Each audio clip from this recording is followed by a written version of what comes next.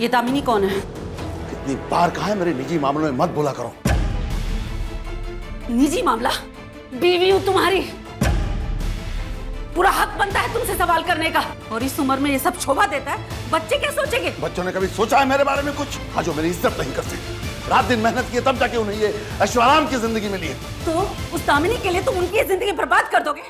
मेरी उम्र हो गई है, मुझे अपने लिए कुछ नहीं चाहिए, लेकिन मैं अपने बच्चों का हक नहीं जाने दूंगी। उससे बहस मत करो, जो सोचना है वो सोचो। कहाँ जा रहे हो? उस दामिनी के पास? इस नर्क से दूर। आज मैं गोडाउन में सोऊंगा। नितेश, मुझे नहीं लगता नाना जी मानेंगे। उनकी मर्जी के बिना ना इस घर में कोई सांस तक नहीं ले सकता। हमें भागना ही होगा, या फिर कुछ ऐसा करना होगा जिससे सांप भी मर जाए और लाठी भी ना टूटे। तो सोच क्या रही हो छाया?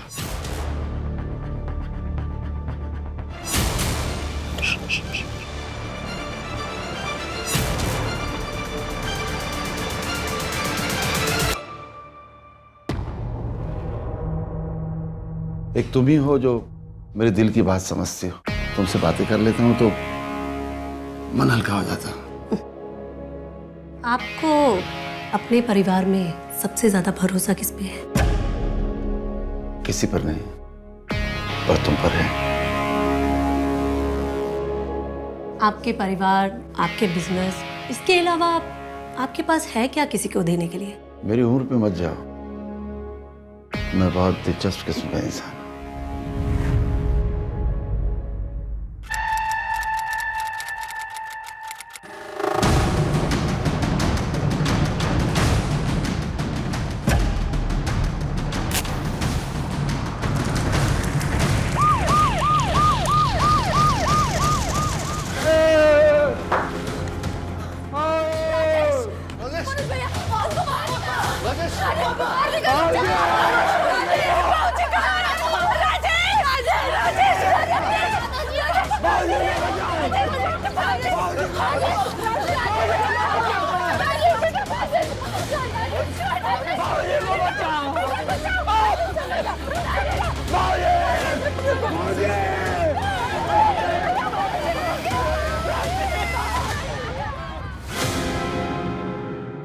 एक मिनट।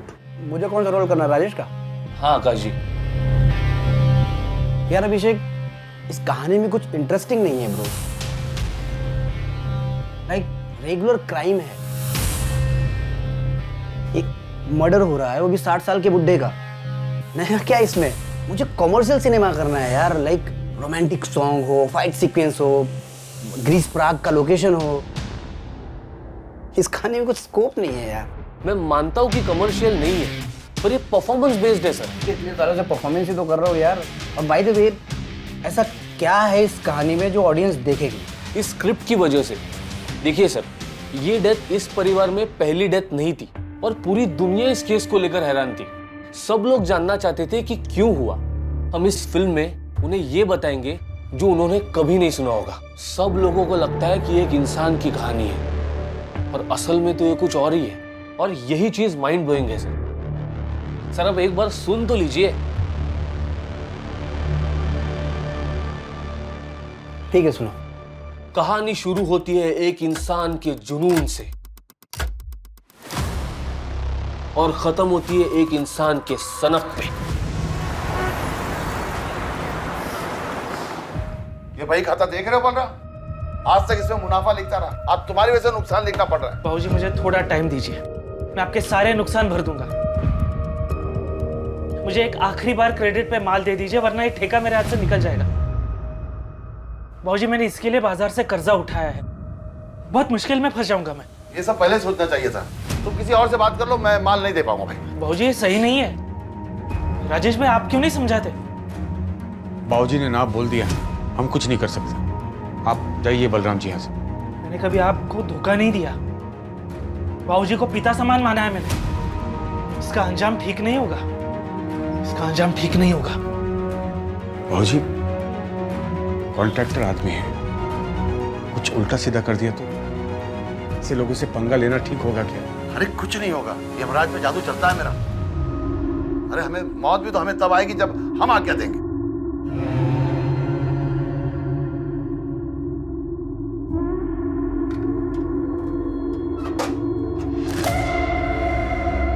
कुसुम, ये आज की जो बातें हैं ना, वो भी बही खाते में लिख देना। जरूर नहीं कि बही खाते में सिर्फ हिसाब ही लिखे, वो बातें भी लिखी जाती है जो हमें सीख दे, समझा? बिलाल, वो जगदीश का टिफिन लाया? नहीं बाबूजी, वो गीता भाभी ने सिर्फ आपके लिए खाना भेजा है। तो ये मैं जगदीश को देता हूँ, तू घर जाके दूसरा खाना लेके आ मेरे लिए। ये गीता भी ना काम चोर हो गई है।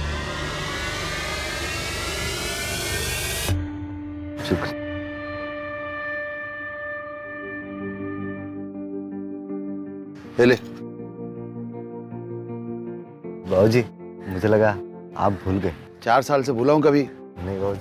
और खाना लगे तो गोडाउन से आके ले लेना। जी जी बाबूजी।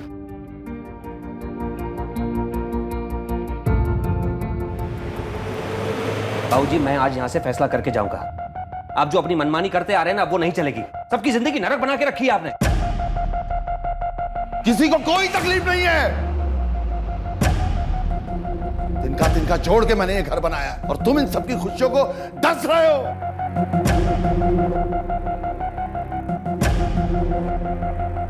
कुसुम, नाक को जन्म दिया है तुमने। माँ को क्या सुना रहे हैं आप? जिंदगी और परिवार तिनकों से नहीं बाबूजी, रिश्तों से बनते हैं। नंदिनी की जिंदगी बर्बाद कर दी आपने। और वो गीता, उसको पार्लर खोलना था, कुछ करने दिया आपने?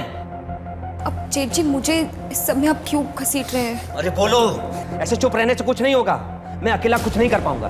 तुम क्यों किचन में लगी रहती हो? माना कि तुम खाना अच्छा बनाती हो, इसका मतलब घर के सारे काम तुम करोगी। बस हो गया तेरे भैया, बस। देखो, बाबूजी की तबीयत खराब हो जाएगी। अरे तबीयत खराब होती तो हो जाए, कल का मरे या आज मर जाए, लेकिन इतनी आसानी से मरेगा नहीं है। अगर मैं ना हूं ना, तो ये अजगर है, सबको निकल के जाएगा। बस, इससे ज्यादा एक शब्द नहीं। देख लिया कैसे तिनको से घर बनाया आपने। एक छोटा भाई अपने बड़े भाई पे हाथ उठा रहा है।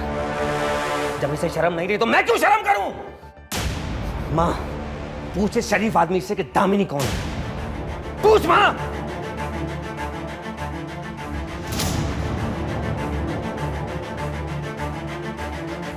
कुछ नहीं मिलेगा किसी को। मैं सब कुछ बिलाल के नाम कर रहा हूं।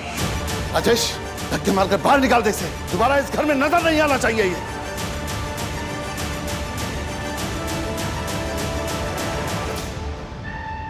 ये दामिनी कौन है? कितनी बार कहा है मेरे निजी मामलों में मत बोला करो। और जो सोचना है सोचो। कहाँ जा रहे हो? उस दामिनी के पास? इस नर्क से दूर आज मैं गोडाउन में सोऊंगा।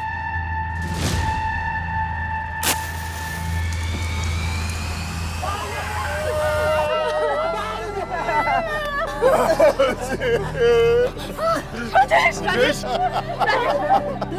क्या हो रहा है आपको? अब ठीक है ना? मनोज भैया, राजेश, बेटा, राजेश।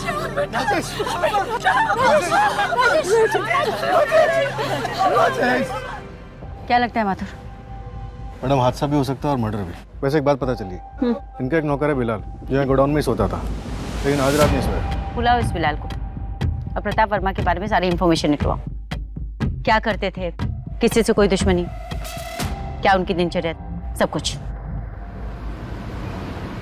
बाबूजी बहुत अच्छे थे, परिवार की डोर थे जिसने सबको बांध रखा था, पर अब ये परिवार बिखर जाएगा। आप कुछ बोलिए ना, क्या हुआ है आपको? इतनी रात को प्रताप जी गोडाउन में क्या कर रहे थे? क्या वो वहीं सोते थे? नहीं, भाऊजी घर में ही सोते थे। कल रात वहाँ क्यों थे पता नहीं। राजेश को कॉल आया गोडाउन में आग लगने के बारे में, तो वो गोडाउन की तरफ तुरंत भागा। हमें निशानी बताया तो हम सब वहाँ पहुँचे। आपकी फैमिली पिक्चर में ये कौन है? मैम, ये बाबूजी की सबसे बड़ी बेटी धीरज है, वो बैंगलोर में रहते हैं। क्रियाक्रम के लिए नहीं है जी, उन्हें फोन किया है, वो आज तक पहुंच जाएंगे। क्या आपके परिवार में कुछ ऐसा हुआ है जिसकी वजह से प्रताप जी ने सुसाइड कमिट किया?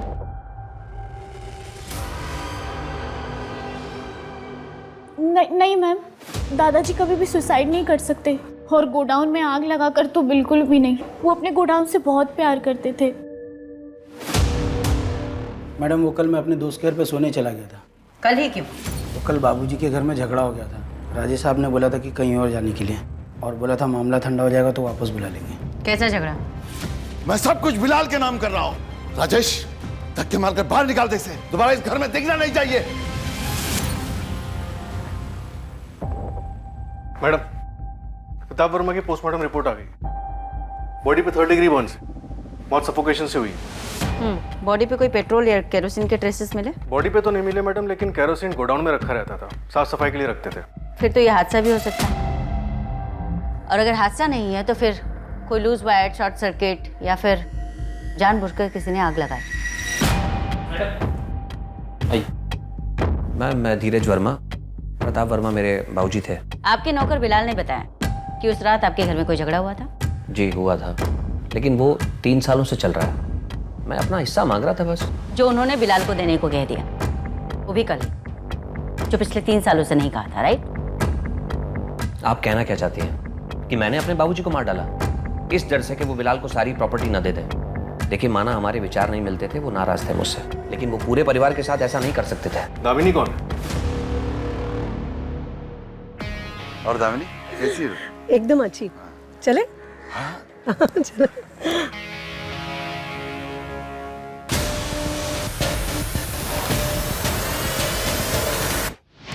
वो 3 महीने पुरानी बात है। आपको क्या लगता है कि आपके फादर का सचमुच दामिनी के साथ अफेयर था? नहीं, बिल्कुल नहीं। वो बात बस मेरे मुंह से गुस्से में निकल गई।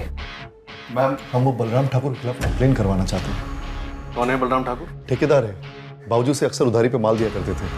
हाल फिलहाल में मना कर दिया था तो वो नाराज था और उसे धमकी दी थी। जितना पूछा जाए उतने का जवाब दे। 12 फरवरी की रात को तू कहाँ था? प्रताप वर्मा को धमकी दी थी ना तूने? मैडम गुस्से में सिर्फ उनको धमकी दी थी, लेकिन मेरा भी बहुत नुकसान हुआ है। मैंने उनके साथ कुछ नहीं किया। अपने पिता के जैसा मानता था मैं उनको। मैं ठेकेदार उनकी वजह से बना। यकीन मानिए मैडम, मैं कभी भी उनके साथ कुछ भी गलत नहीं कर सकता। मैडम, बलराम का कॉल लोकेशन पूरी रात उसके घर पे ही था। कॉन्ट्रैक्टर इतना दिमाग तो लगाएगा ही। फोन घर पे छोड़ के जा सकता है। तो मैडम, ये धीरज वर्मा, प्रताप वर्मा का बड़ा बेटा, हादसे वाली रात ये दिल्ली में ही था। झगड़े के बाद बेंगलोर गया ही नहीं। अरे मानसी, ये कैसे कपड़े पहन के कॉलेज जा रही है? मम्मी, कॉलेज ऐसे ही कपड़े पहन के जाता है ना। पहले दादाजी रोक टोक करते थे, अब प्लीज आप मत शुरू हो जाइएगा। मैं तो बोलती हूँ आप भी जाके ना अपना हिस्सा लो और पार्लर वार्लर खोलो। मम्मा थोड़ा खुल के जियो, कब तक ऐसे किचन में खाना बनाती रहोगे? चलो बाय। हाँ बाय।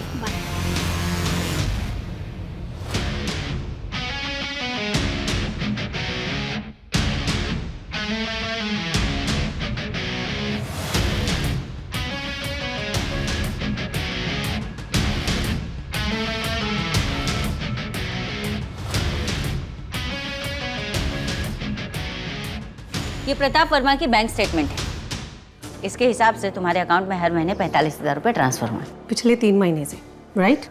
यस। क्यों? प्रताप जी, मैंने एक स्टोरी लिखी है, आप वो स्टोरी पढ़ के देखिए। अगर उस पर फिल्म बनेगी ना तो सुपर डुपर हिट हो जाएगी। बस 2 करोड़ का इन्वेस्टमेंट है। 3 करोड़ दूंगा, लेकिन फिल्म मेरी लाइफ पे बननी चाहिए। हीरोइन मैं सिलेक्ट करूंगा। ठीक है प्रताप जी, आप मुझे अपनी लाइफ स्टोरी बताइए, मैं उसके ऊपर बुक लिखती हूँ। बुक को पब्लिश करते हैं और उसको फेमस करते हैं, फिर उसके ऊपर फिल्म बनाते हैं। मेरी लाइफ पे बुक? दामिनी, एक बुक कम पड़ेगी। हेमराज पर जादू चलता है मेरा।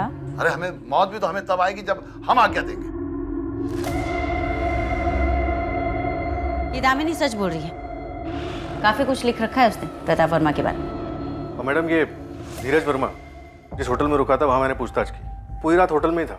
मैंने होटल के सीसीटीवी भी चेक किए, लेकिन वो मेन डोर से बाहर निकलता हुआ नजर नहीं आया। तो फिर उसने हमसे ये बात क्यों छुपी? पूछा मैंने उससे, तो कहने लगा कि बाप के मरने का सदमा था, इसलिए बताना भूल गया। क्या बकवास है। उस बलराम के खिलाफ कुछ मिला?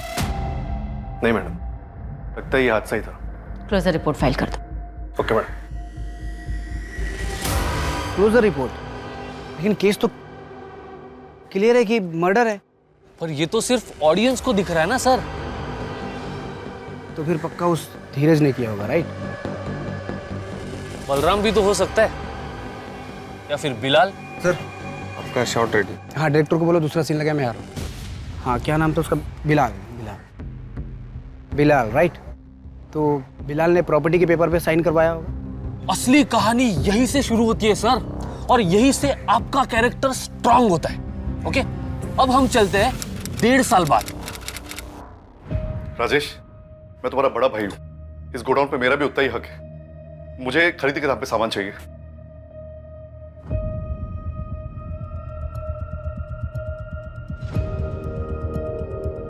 आपको तो ठेकेदार बनना था, बाबूजी के गोडाउन पर नहीं बैठना था। तो दूसरे ठेकेदार जैसे मेहनत करके आगे बढ़िए।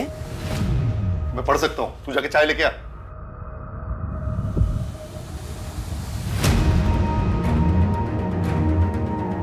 तू बलराम को उधारी दे सकते हो, हमें उधारी नहीं दे सकते।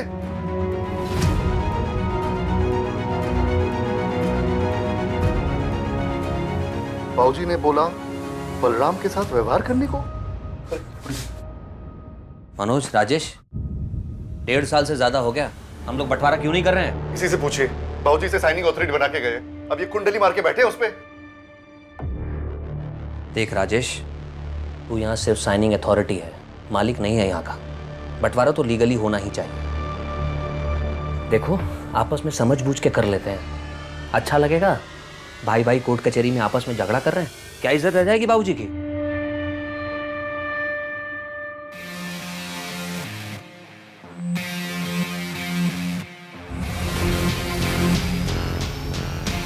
ना ना ना ना ना।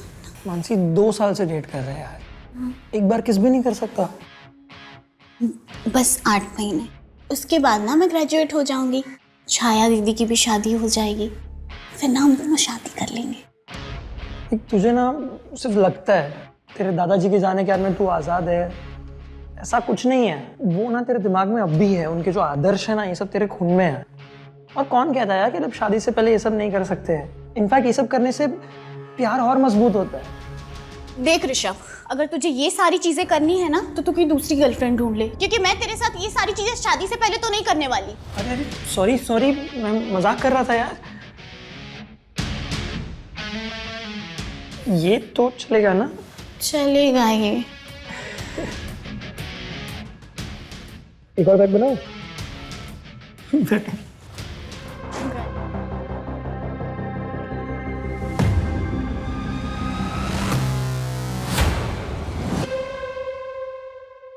क्या हुआ? कुछ नहीं, मुझे ऐसा लगा कि कोई हमें देख रहा था। एक पैक में चढ़ गई क्या? चीयर्स।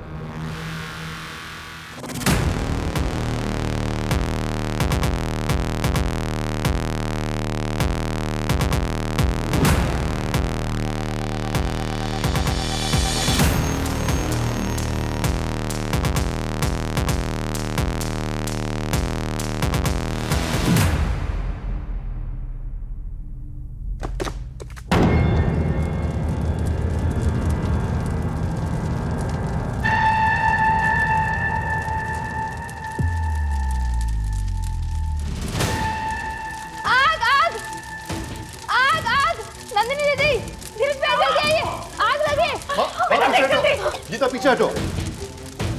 पानी लाना जल्दी, जल्दी आइए।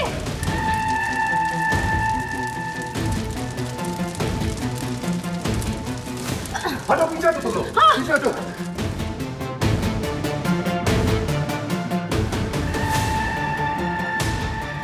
वो तो बाबूजी की फोटो गिरने की आवाज से मेरी नींद खुल गई, नहीं तो पूरा घर जल जाता।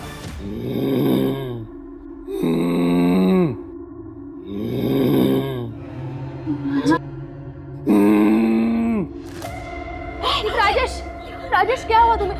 राजेश, जल्दी तुम्हें देखो तो क्या हुआ है? बेटा कुछ बोली नहीं। देख बेटा, भैया को क्या हुआ? राजेश, उठो उठो।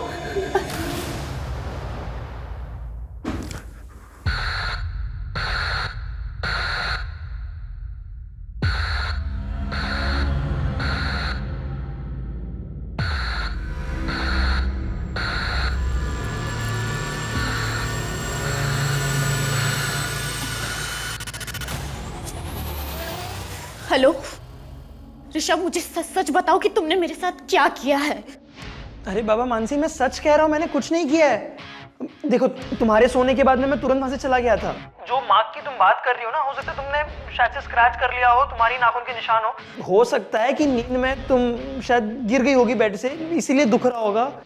मेरी बात का यकीन करो, मैंने सच में कुछ नहीं किया है मानसी। मैं क्यों करूंगा ये सब? मैं तुमसे प्यार करता हूँ। हमें बाबूजी का धन्यवाद करना होगा, उन्होंने हमारी जान बचाई। वो मेरे सपने में आए और बोले माता की चौकी रखने को। परिवार के लिए अच्छा होगा। धीरज भैया को भी बोलने को बोला। चोरी हो गई, मेरे अलमारी से सब जेवर गायब है। जेवर? वो जो छाया की शादी के लिए लाए थे वो? हाँ। हे भगवान, अब छाया की शादी कैसे होगी?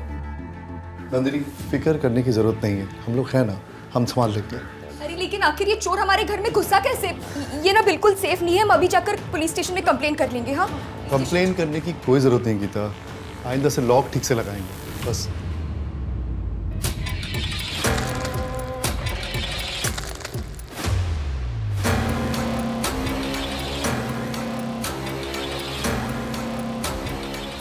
हाँ, ये सही कह रहे हैं।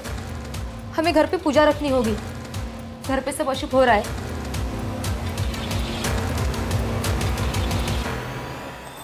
जी अब कृपा करो, कृपा करो, कृपा करो। मैया जी अब कृपा करो, कृपा करो, कृपा करो। जय माता दी।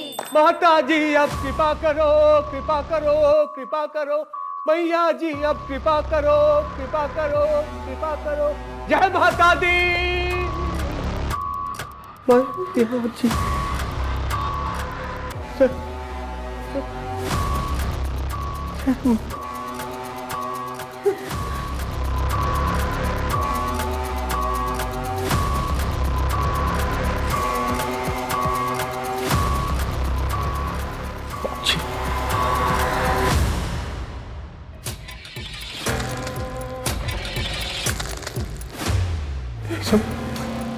इसे बाबूजी के आशीर्वाद का कमाल है।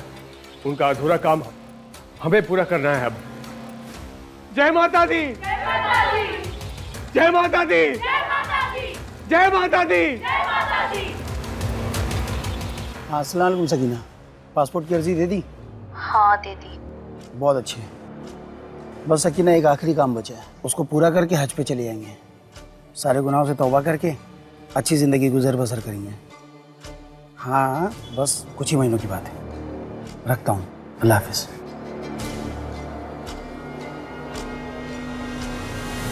माँ जी ने डिसाइड किया है कि बंटवारा कर लिया जाए। ये तो अच्छी बात है माँ। मैं तो सोच रहा था कि आप बाबूजी की तरह बंटवारे के खिलाफ नहीं हूँ, और वैसे भी बंटवारे के बाद भी सभी बच्चे मेरे एक साथ ही रहेंगे। तुम्हारे बाबूजी तो अब रहे नहीं। 5 हिस्से लगेंगे। गोडाउन किसके हिस्से जाएगी, मकान किसके हिस्से जाएगा, जमीन किसके हिस्से जाएगी? आप सब जल्दी चलिए, पापा को कुछ हो गया। अरे वहां नहीं, बाबूजी के कमरे में।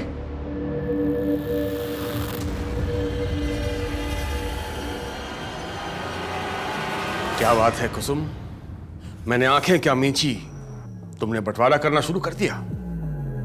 इस घर का बंटवारा कभी नहीं होगा।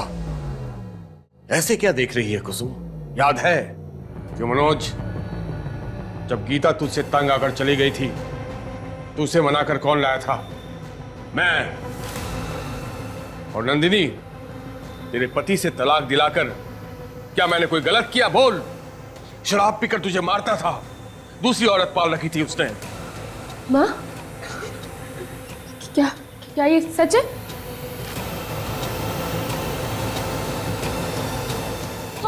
आपको किसने मारा? आप किसने लगाई? बताइए ना।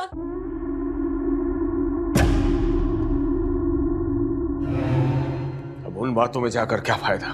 फिलहाल इस परिवार को एक साथ बांधे रखना है और सारी विपदाओं को खत्म करना है। इसके लिए हमें एक होना होगा और एक दूसरे पर भरोसा करना होगा।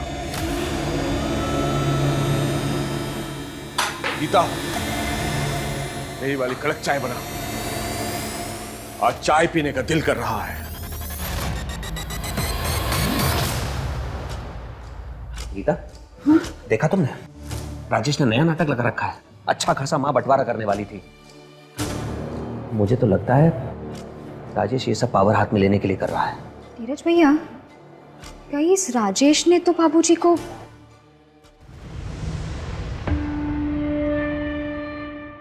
भाई 1.5 लाख है। और बाकी का मैं अगले हफ्ते देता हूँ आपको। क्या रे, माल देते वक्त तूने बोला था ये बहुत बड़े घर का आदमी है, चिंदी निकला ये तो। दे दूंगा ना भाई, मैं थोड़ा माल मिलेगा।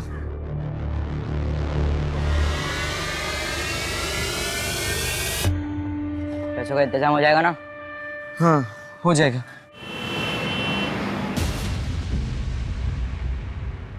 पीयूष, रोहित, बाहर जाओ। क्यों बाबा? पीयूष, जितना बोला जाए उतना किया कर।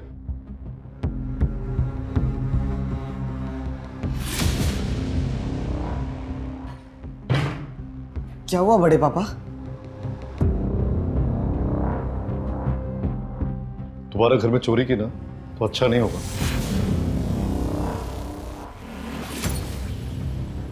क्या किया जेवर का? वो बड़े पापा मुझे किताबें खरीदनी थी, मम्मी ने मना कर दिया, मैंने इसलिए वो। कितने बेची? 10,000 में। 3 लाख का हार तूने 10,000 में बेच दिया? तू दोबारा ऐसी हरकत किया ना तो मुझसे बुरा कोई नहीं होगा।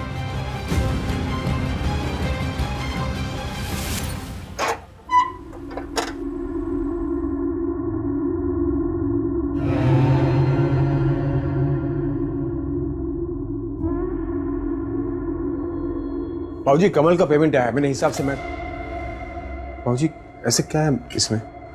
कुछ अनमोल जो मुझे यमराज से दूर रखता है। मैंने ऐसे नहीं इतनी तरक्की की।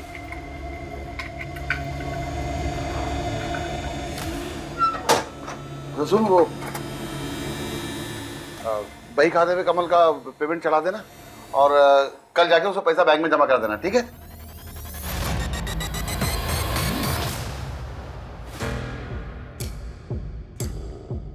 बाबूजी मुझे रास्ता दिखाओ, क्या करना चाहिए? मुझे यकीन है कि परिवार टूटने वाला है।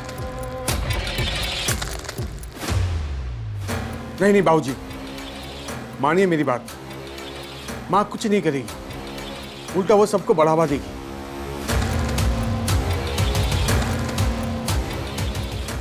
हाँ ठीक है बाबूजी।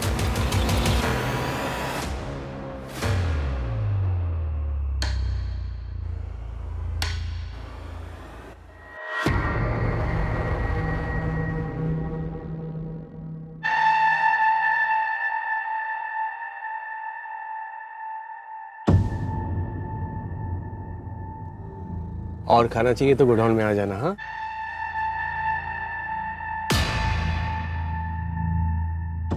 यार वो मनोज चाचा ना चाचा चौधरी बने हुए, उसका कुछ करना पड़ेगा। हाँ जल्दी कर, वरना प्रणय जो तेरा हाल करेगा ना वो तूने सोचा भी नहीं होगा।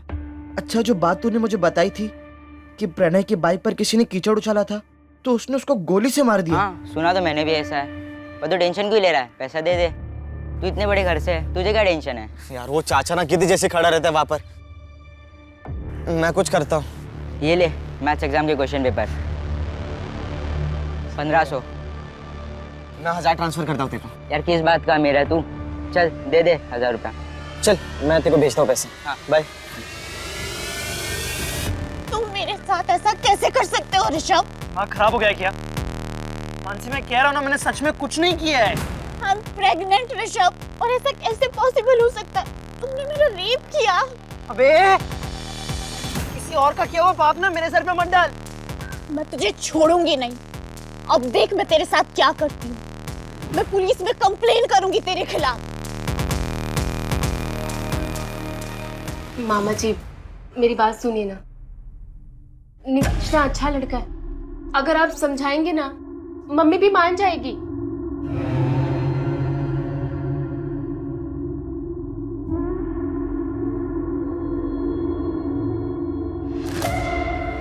ठीक है, मिलवाओ उनके परिवार वालों से, शादी की डेट फिक्स कर देते हैं। क्या सच में? थैंक यू मामा जी, थैंक यू सो मच। नाना जी, नाना जी थैंक यू, नाना जी thank you so much. Nitesh तुम फोन क्यों नहीं उठा रहे हो?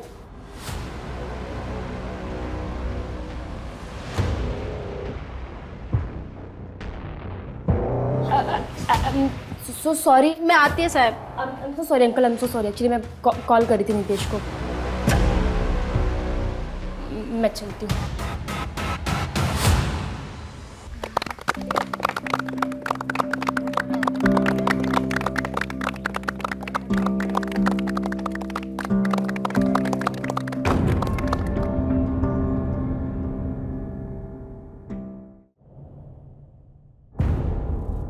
नमस्ते।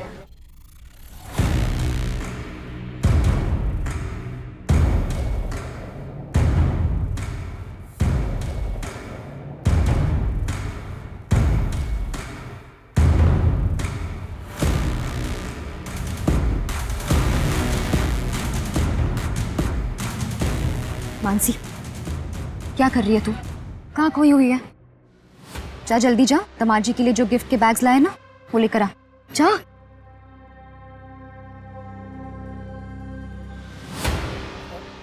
सॉरी, वो जल्दबाजी में दिखा नहीं।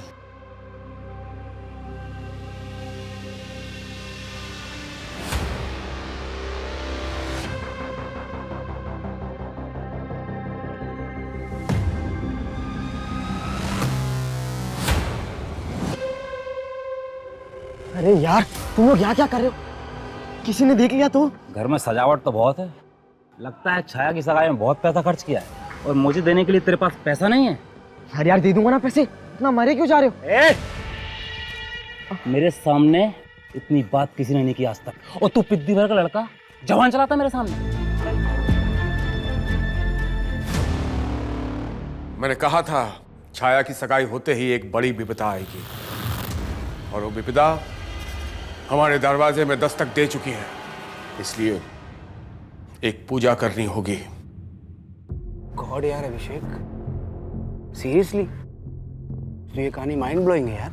अभिषेक, ये कहानी मैं ही करूंगा, ये रोल मैं ही प्ले करूंगा, तुम किसी और को ये कहानी नहीं सुनाओगे। ओके। पर ऐसे कैसे यार?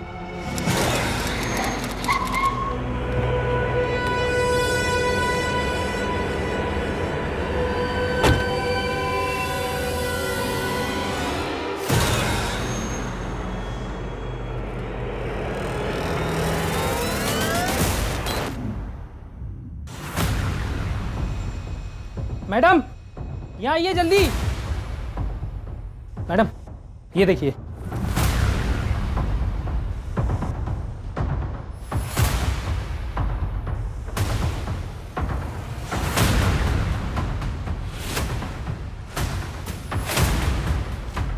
मैडम, कल पार्टी में फैमिली के सभी लोग थे और सभी लोग बहुत खुश थे।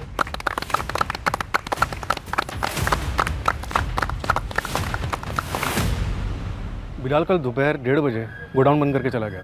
एक साथ इतने लोगों को मारना इम्पॉसिबल, सभी के हाथ मुंह बंधे हैं।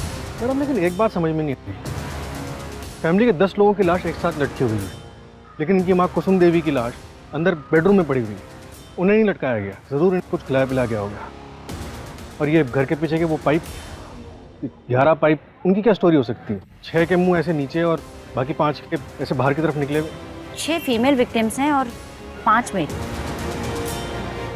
ज़्यादातर सभी के ऑलमोस्ट एक हाथ को छोड़कर पैर ज़मीन पे टच हो रहे हैं। कहीं ऐसा तो नहीं कि इन्हें पहले मारा गया है उसके बाद लटकाया गया? जो भी हो, अपने पूरे करियर में मैंने ना तो ऐसा कोई क्राइम सीन देखा ना सुना, दिमाग बना गया है। लोग कहते हैं कि हम पुलिस वाले आए दिन लाशें देखते रहते हैं, हमें कुछ फ़र्क नहीं पड़ता, कुछ महसूस नहीं होता, लेकिन ये क्राइम सीन देखकर तो पूरी टीम का दिल दहल गया है। डेड बॉडीज को पोस्टमार्टम के लिए भेज दो। Okay madam. क्या तारीख है आज? 12 फरवरी। 12 फरवरी, आज से ठीक 2 साल पहले, यानी कि 12 फरवरी 2018 को इनके फादर प्रताप वर्मा की मौत हुई।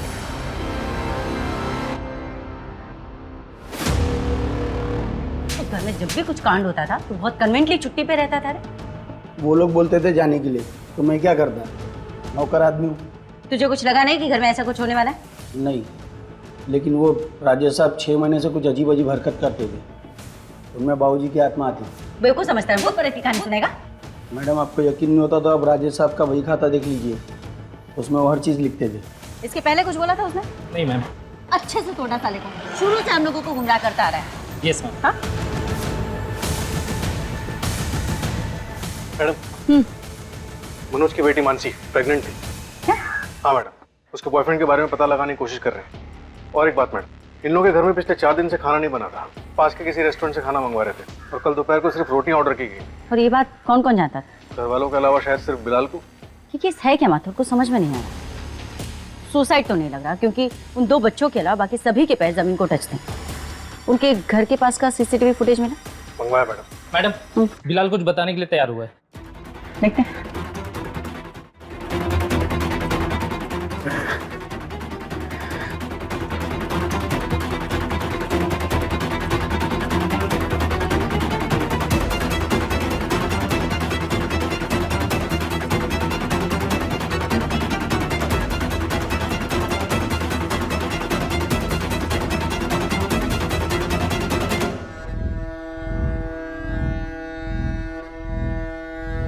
मैडम वो मानसी का रेप हुआ था।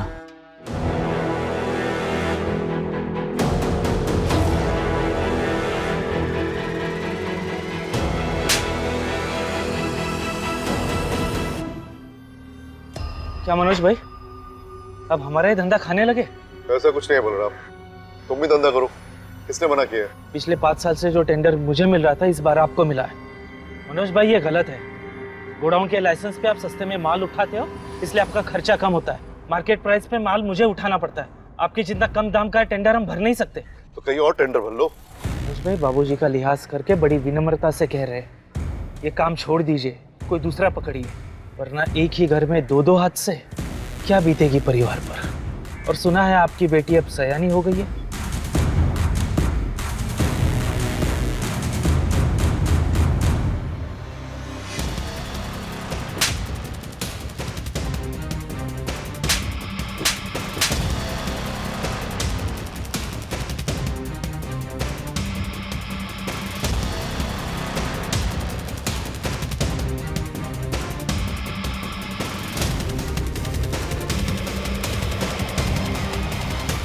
प्रताप वर्मा डेथ और अभी की वर्मा फैमिली मास डेथ में कोई भी कनेक्शन नहीं मिला। इन दोनों ही केसेस में इतना कनेक्शन तो जरूर है माथुर। जो भी मौतें हुई हैं बहुत ही मिस्टीरियसली हुई, भले ही एविडेंस, रीजन या मोटिव क्लियर ना हो। और अगर ये मर्डर है तो इस मर्डर की प्लानिंग बहुत सटीक तरीके से की गई। मैडम धीरज का कहना है कि राजेश अपने बाबूजी की आत्मा आने का नाटक कर रहा था क्योंकि उसे पावर चाहिए थी। उसका कहना है कि मनोज की बीवी गीता को पहले राजेश पे भरोसा नहीं था, लेकिन धीरे धीरे होने लगा।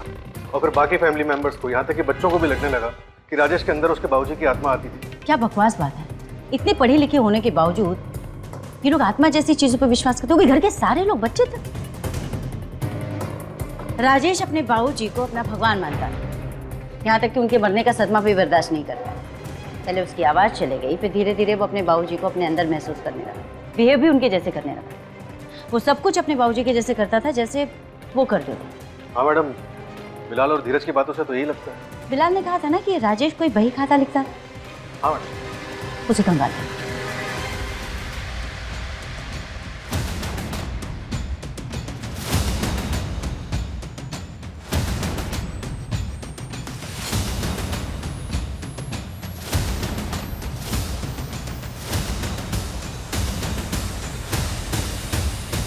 बाबूजी, आपने जो करना था वो कर चुके।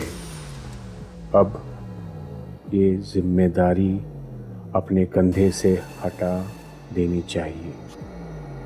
बाबूजी, आपने इतनी रात को मुझे क्यों बुलाया यहाँ पर? चुप कर, सवाल मत पूछ। भाई खाता निकाल। बाबूजी, बात क्या है? बलराम का सारा कर्जा माफ कर दूंगा और जिसका भी कर्जा है सब माफ कर दूंगा। बिलाल के नाम आधी जायदाद करूंगा, आधी कुसुम के।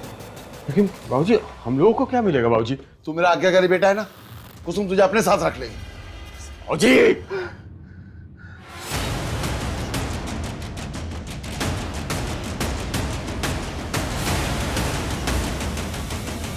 मतलब राजेश ने ही अपने बाबूजी का कत्ल किया? नहीं, मैं तो बस कड़ियां जोड़ने की कोशिश कर रही हूँ। शायद ऐसा हुआ हो सकता है कि बलराम ने कत्ल किया हो। आगे इसमें लिखा हुआ है कि बाबूजी आपके कहे अनुसार सब ठीक हो गया है। छाया की शादी है, उसको आप पर भरोसा हो गया, पर कुछ बुरी शक्तियां हमें तंग कर रही हैं। हमें शक्ति दो बाबूजी, शक्ति दो इन बुरी शक्तियों से लड़ने की। इसका क्या मतलब हो सकता है? बाबूजी के कहे अनुसार एक वट पूजा करनी होगी जिससे वो सारी बुरी शक्तियां हमसे दूर हो जाएंगी। करनी होगी, मुझे करनी होगी। वर्मा, उसके पास का एक सीसीटीवी फुटेज मिला है। ये घटना वाले दिन का है, देखिए।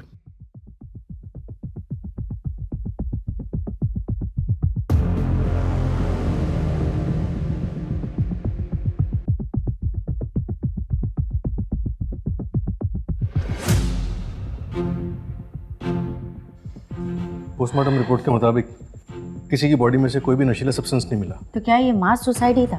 मैडम, भाई खाता पढ़ के तो ऐसे ही लग रहा है। राजेश ने पूरी फैमिली का ब्रेन वॉश कर रखा था। उस बिलाल का कुछ पता चला? बिलाल की कॉल लोकेशन के हिसाब से वो अपने दोस्त के घर पे ही था और वर्मा हाउस के आसपास किसी सीसीटीवी में भी नहीं दिखा वो। इस बिलाल का उस रेस्टोरेंट के किसी स्टाफ के साथ कोई लेना देना? नहीं मैडम, कॉल रिकॉर्ड साहब। किसी भी स्टाफ मेंबर का या वेटर का किसी सस्पेक्ट या फैमिली मेंबर के साथ कोई कांटेक्ट नहीं था। उस दिन रोटियां भी राजेश ने ऑर्डर की थी। ऐसे कैसे हो सकता है माधव? एक आदमी ने परिवार के सारे लोगों का ब्रेन वॉश कर दिया। 11 लोग, किसी एक का भी दिमाग नहीं चला। और कुछ समझ में नहीं आ रहा।